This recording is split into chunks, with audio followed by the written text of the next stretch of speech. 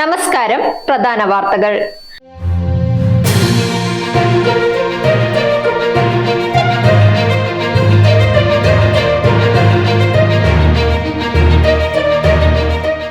കടലാക്രമണം കാരണമുണ്ടാകുന്ന പ്രശ്നങ്ങൾ പരിഹരിക്കാൻ പഠനം നടത്തും മന്ത്രി റോഷി അഗസ്റ്റിൻ.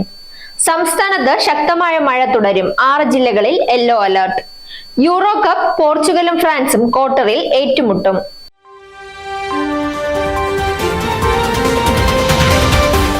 വാർത്തകൾ വിശദമായി. കടലാക്രമണം കാരണമുണ്ടാകുന്ന പ്രശ്നങ്ങൾ പരിഹരിക്കാൻ പഠനം നടത്തുമെന്ന് മന്ത്രി റോഷി അഗസ്റ്റിൻ. ജില്ലകൾക്ക് അനുവദിക്കുന്ന തുക പര്യാപ്തമല്ലെന്ന പരാതി പരിഹരിക്കും.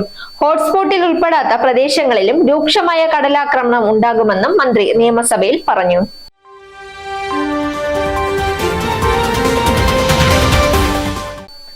സംസ്ഥാനത്ത് ശക്തമായ മഴ തുടരുമെന്ന് കേന്ദ്ര കാലാവസ്ഥാ വകുപ്പിന്റെ മുന്നറിയിപ്പ്.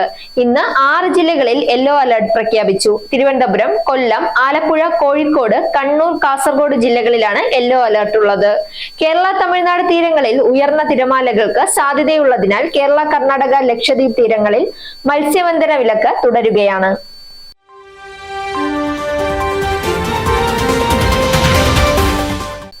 ഇനി കായിക വാർത്ത. സ്ലോവേനിയക്കെതിരെയുള്ള വിജയത്തോടെ പോർച്ചുഗലും അവസാന മിനിറ്റിൽ ബെൽജിയം പ്രതിരോധ താരം അടിച്ച സെൽഫ് ഗോളിലൂടെ ഫ്രാൻസും യൂറോ കപ്പ് ക്വാർട്ടറിൽ പ്രവേശിച്ചു. വെള്ളിയാഴ്ച ഫ്രാൻസ് പോർച്ചുഗലും ക്വാർട്ടറിൽ ഏറ്റുമുട്ടും. ഗോളി സിയാഗോ കോസ്റ്റയാണ് പോർച്ചുഗലിന്റെ വിജയശില്പി.